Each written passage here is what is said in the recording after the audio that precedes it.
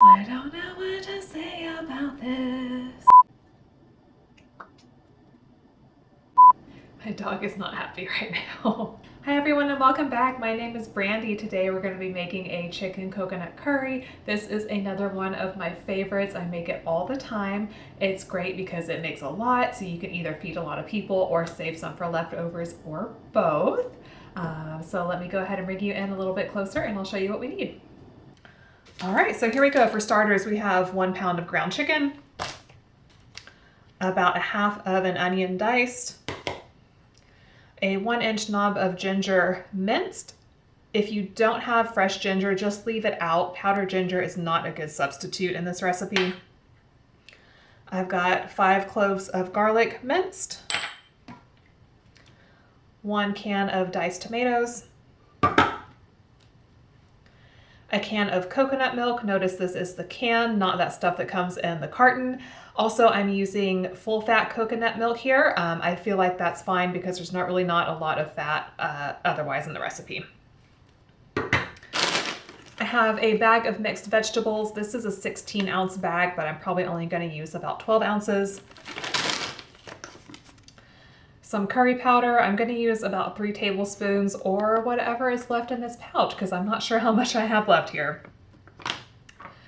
And lastly, some garam masala. You can probably find this pre-made either in a specialty grocery store or online, or you can make your own.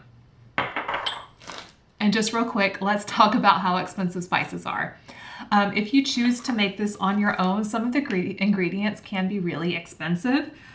In that case, I would recommend buying them in small quantities from a place that has a bulk bin, or buying them online in a pouch instead of paying, I don't know, $20 for a jar of some spice that you only need a tablespoon of.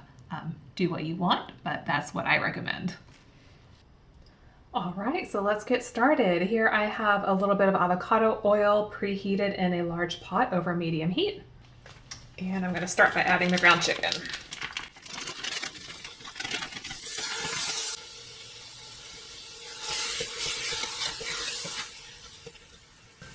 All right, I did turn the heat up just a little bit, and I'm going to let this go until this is cooked most of the way through before we start adding the other ingredients.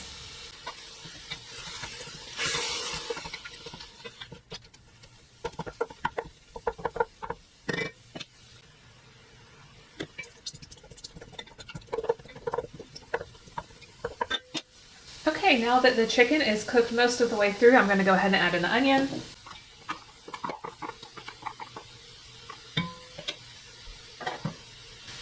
And I'll just let this go a few minutes more until the chicken is completely cooked and the onion gets a little soft.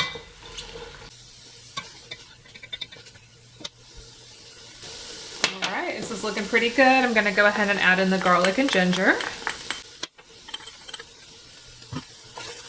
And now it's time for our spices. I'll turn this back down just a minute while I do this. So I'm going to add in 1 tablespoon of our garam masala.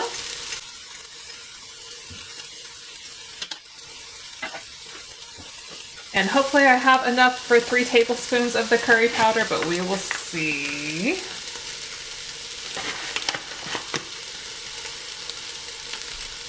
Pretty close. I'm just going to add in the rest of what I have here. All right. I'm going to give this a good stir. The reason I'm adding the spices at this point is so that they can get toasted a little bit, and it really helps to bring out the flavor. I'm going to add in our tomatoes. I did drain this most of the way anyway.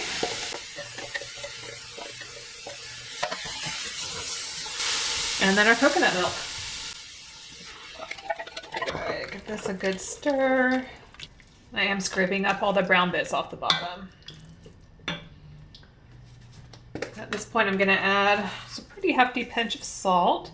Remember, you can always add more later if you need it.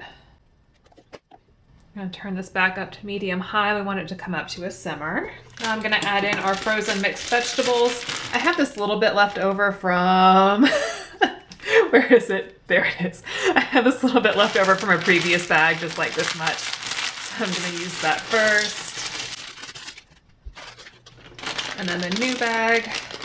I'm not going to use all of this, but It's really kind of however much you like.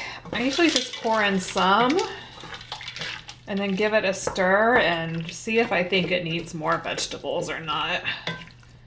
You can just do this to your taste. I think I'm gonna add a little bit more.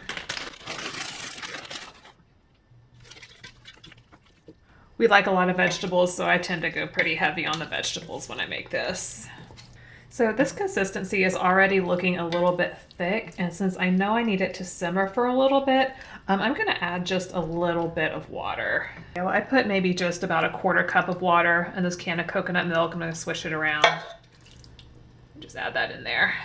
All right, so we're almost done here. This has just started to come up to a simmer. You can maybe see it bubbling a little bit there. I'm gonna let it go for maybe about 10 minutes or so. Just let it reduce a little bit. Keep an eye on your heat. If it starts to bubble too much or starts to stick to the bottom, then you'll wanna turn your heat down. But yeah, we're just gonna let it go and I will meet you back in about 10 minutes.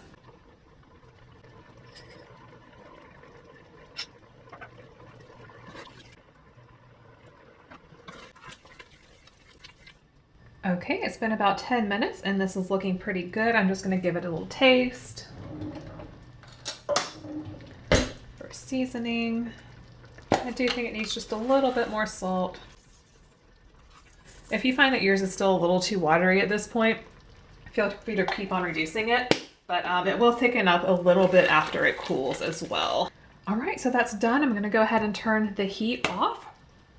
And that's it. This was really easy. I usually serve this with rice. You can do that, or you can skip the rice if you're low carbing or whatever you like. I will go ahead and fix myself a bowl and we'll see how it turned out.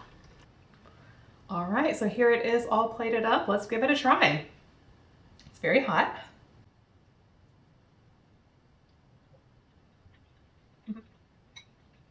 So that turned out really good. I do hope that you give this recipe a try. If you do, leave a comment down below and let me know what you thought of it. And I will talk to you next time. Bye.